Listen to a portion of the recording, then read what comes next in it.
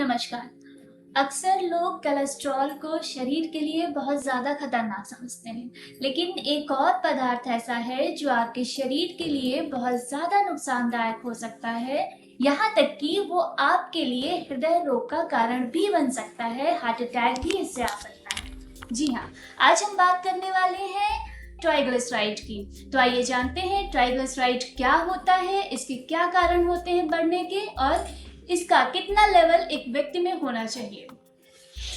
अरे वाह, आज आपने फिर ट्राइग्लिसराइड को पकड़ा।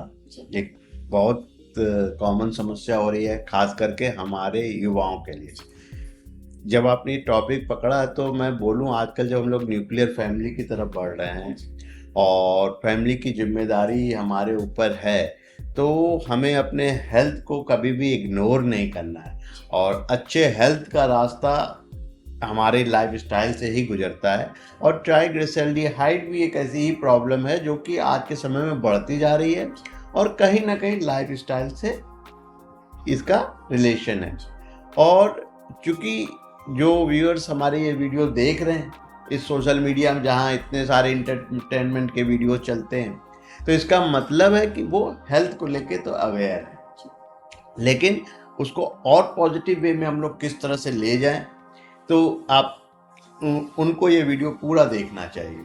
तो इम्पॉर्टेंट सी बात क्या है कि ट्राइग्लिसराइड है क्या। तो जैसा आपने बताया, कोलेस्ट्रॉल का नाम तो सब लोग जानते हैं, सब सुनते हैं। ये भी उतना ही नुकसानदायक है। ये भी जब एक हमारे ब्लड में टेस्ट होता है, कॉमन लिपिड प्रोफाइल, जो आमतौर पर डॉक्टर लिखते हैं, तो उसी में ट्राइग्लिसराइड के बारे में भी हम लोग को पता चलता है कि आपका बढ़ा है कि घटा है। तो ये तो चीज़ हुई, ये एक तरह का लिपिड होता है। तो जहाँ हम लोग जैसे जो किचन की नाली होती है, जहाँ से बर्तन धोई है, जहाँ से बहुत ऑयल निकलता है, तो जिस तरह से चीज़ हो जाती है, उसी तरह से ये भी एक मोम है जो कि हमारे ब्लड वेसल्स के थ्रू निकलता रहता है। और चूंकि चिकनाहट है, मोम है, तो उसको थिकन कर दे रहा है, उसको प्रॉब्लम कर दे रहा है। तो वहाँ से हमारे शरीर में अलग अलग तरह की बीमारियाँ आ रही हैं। तो सर, जैसे लोग जानते हैं कि कोलेस्ट्रॉल का लेवल कितना उनके लिए सही है, कितना नहीं, ऐसे ही ट्राइग्लिसराइड का कितना लेवल होना व्यक्ति के लिए सामान्य होता है। ये तो स्क्रीन पे तो आप लोग देख ही रहे हैं। तो भी आम आदमी का ट्राइग्लिसराइड 150 से 90 अगर है तो ठीक है, 190 तक है, बहुत अच्छी बात। लेकिन 190 से ऊपर चला जा रहा है और 490 के बीच में है, तो हमें सचेत हो जाना होगा, हमें अवेयर हो जाना होगा कि हाँ, अब हमें कंट्रोल।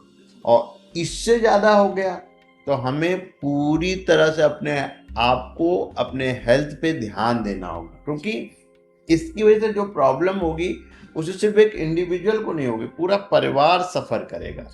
इसलिए इसको लेके हमें तुरंत सजग होना चाहिए, लापरवाही नहीं करनी चाहिए। सर, जैसे आपने कहा कि सजग होना चाहिए, लापरवाही नहीं करनी चाहिए, तो इसके क्या लक्षण होते हैं जिनसे हम इसको पहचान सकते हैं?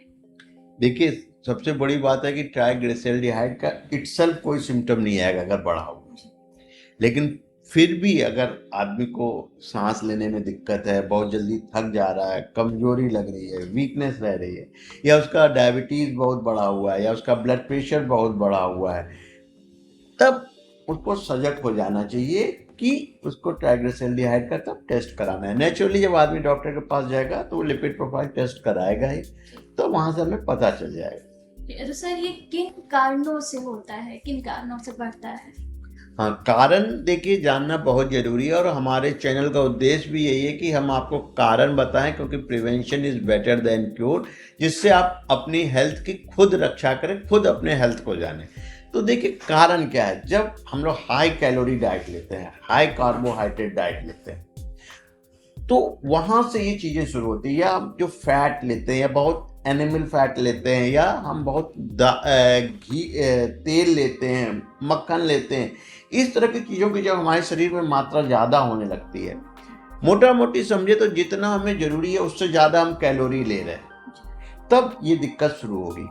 अब इससे पहले एक छोटी सी बात आप समझ लें, ट्राइग्लिसराइड आपके शरीर में बनता कैसे है। जो हम लोग रिफाइंड शुगर लेते हैं, जब हम ओवर कार्बोहाइड्रेट डाइट लेते हैं, जो हमारे रिक्वायरमेंट से ज़्यादा कैलोरी जो बनती है, तो बॉडी क्या करता है, उसे जमा कर लेता है कि जब ज़रूरत होगी, जब ये आदमी को खाना नहीं मिलेगा तो हम दे देंगे, इसलिए बॉडी डिपॉजिट करती है। लेकिन वो तो इमरजेंसी के लिए है। लेकिन इमरजेंसी का मतलब ये तो नहीं कि हमने इतना भर लिया कि वो हमारे शरीर में एक्सेस हो जाए, क्योंकि कभी कभार तो हाई कैलोरी डाइट आपकी चल जाएगी, लेकिन अगर रेगुलरली डेली आपकी यही हाई कैलोरी डाइट है तो ये आपके लिए प्रॉब्लमेटिक चीज़ हो जाती है, क्योंकि उसके बाद क्या होगा, ये जो ट्राइग्लिसराइड है बॉडी में डिपॉजिट होने लगता है। बॉडी में डिपॉजिट होगा तो जो ब्लड वेसल्स हैं उनको थिकेंड करने लगेगा। जब थिकेंड करने लगेगा तो क्या हो जाएगा, उसमें ब्लड सप्लाई धीरे हो जाएगा, उसमें cardiac problem, coronary artery disease, heart attack, heart की प्रॉब्लम, ब्लड प्रेशर, इस तरह के इवन पैंक्रियाज और लीवर में भी सूजन आने लगती है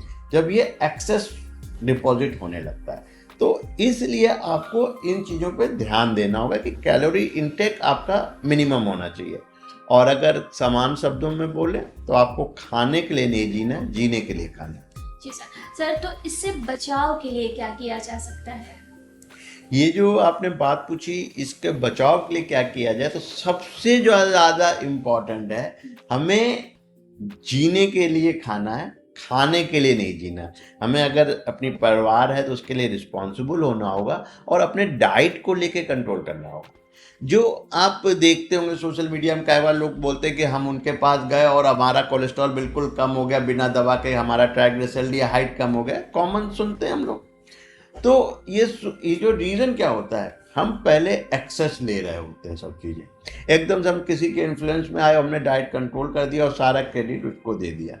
जबकि किसी भी डॉक्टर के पास जाए, बचपन से हम सुने, हर समय हर कोई हमको बोलता है डू रेगुलर एक्सरसाइज, आपको आधा घंटे का एक्सरसाइज डेली करना है। ये छोटे से हम लोग सुनते चले आ रहे हैं, लेकिन हम लोग मानते नहीं हैं, हम लोग करते नहीं। तो एक एक्सरसाइज करना है, लो कैलोरी डाइट लेनी है, हाई कैलोरी डाइट नहीं लेनी है। और जो हम इतना जो हम लोग खाते हैं बाहर का, कभी कभी मजबूरी होती खाया, ठीक है, उसको हमें हाई फाइबर डाइट से रिप्लेस करना है। फाइबर ज़्यादा से ज़्यादा लेना है, जितना हम फाइबर लेंगे उतना हमारे शरीर के लिए अच्छा होगा।